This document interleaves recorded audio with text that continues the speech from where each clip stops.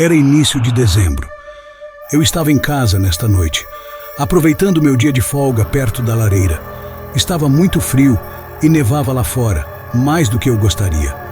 Fiz várias coisas pela casa que precisavam ser feitas, mas, caso contrário, foi um dia relaxante. Com as notícias ao fundo, ouvi sobre ventos fortes e possíveis tempestades de neve a partir das 5 da tarde. Já estava percebendo a situação piorar lá fora. Sentei-me no sofá e mudei para outro canal. Por volta das 7, ouvi o vento batendo forte na casa. Realmente parecia uma tempestade de neve. Fui até a janela que dava para o quintal para ver como estava lá fora.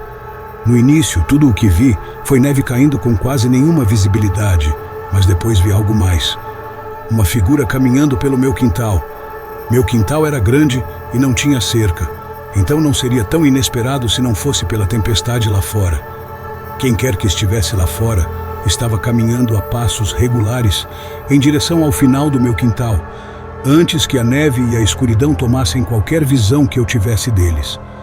Fiquei na janela por 1 minuto, tentando dar mais uma olhada e entender o que estavam fazendo, mas não vi mais nada. Fiquei honestamente assustado por eles, mas também não conseguia entender por que estariam lá fora. A extremidade do meu quintal para a qual estavam indo levava a uma estrada, mas não os levaria a lugar nenhum por milhas, o que não seria viável a pé. Voltei para a TV, mas ainda não conseguia parar de pensar nisso, e apenas 5 minutos depois ouvi uma batida na porta.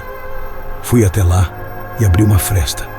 Era um homem com um casaco de inverno pesado.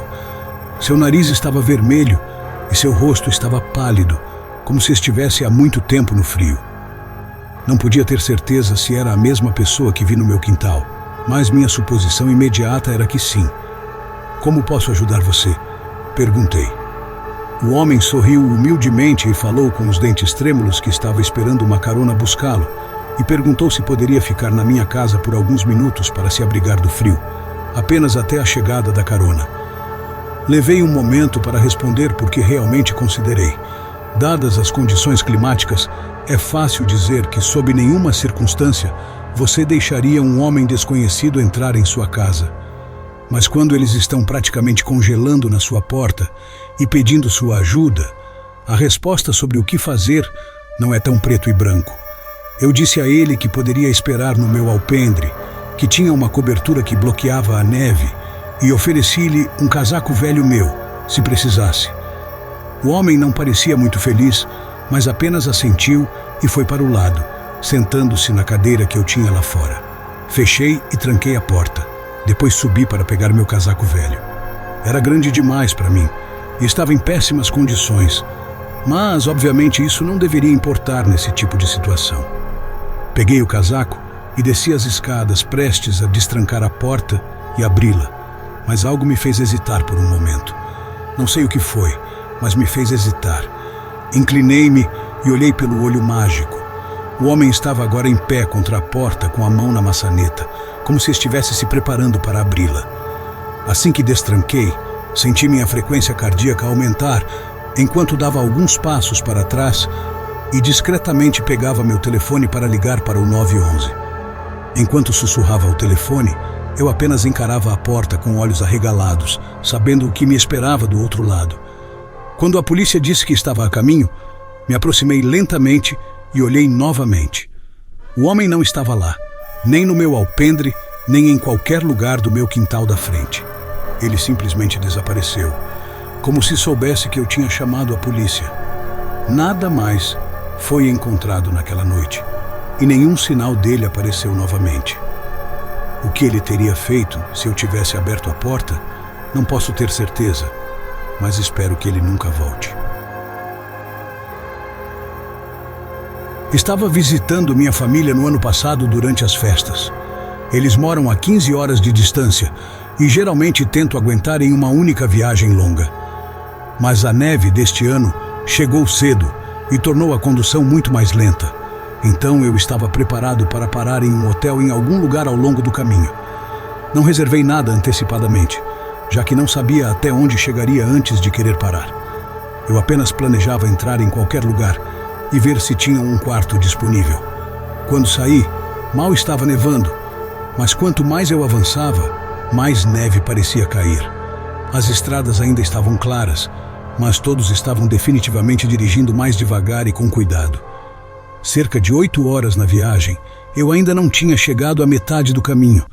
Estava ficando frustrado, pois já eram 9 da noite e estava demorando demais. Neste ponto, eu deveria ter passado da metade do caminho, mas agora sentia que precisava continuar para que minha viagem no dia seguinte não fosse ainda mais longa. A neve havia diminuído um pouco, mas ainda se acumulava na estrada porque não havia caminhões de limpeza. Dirigi o máximo que pude, chegando à meia-noite antes de decidir que já era o suficiente e precisava dormir. Saí na próxima saída e entrei no estacionamento de um pequeno motel. Era um prédio longo de um andar com cerca de 10 quartos. Como esperado, não era o lugar mais agradável. A parte externa parecia muito antiga e até as luzes na placa estavam fracas e meio apagadas. Estacionei em um lugar aleatório perto dos quartos e saí, caminhando até a entrada principal. No interior, havia uma sala muito pequena com uma recepção, mas havia um sinal apoiado no balcão. Dizia: "Volto em 15 minutos", com uma pequena imagem de uma xícara de café.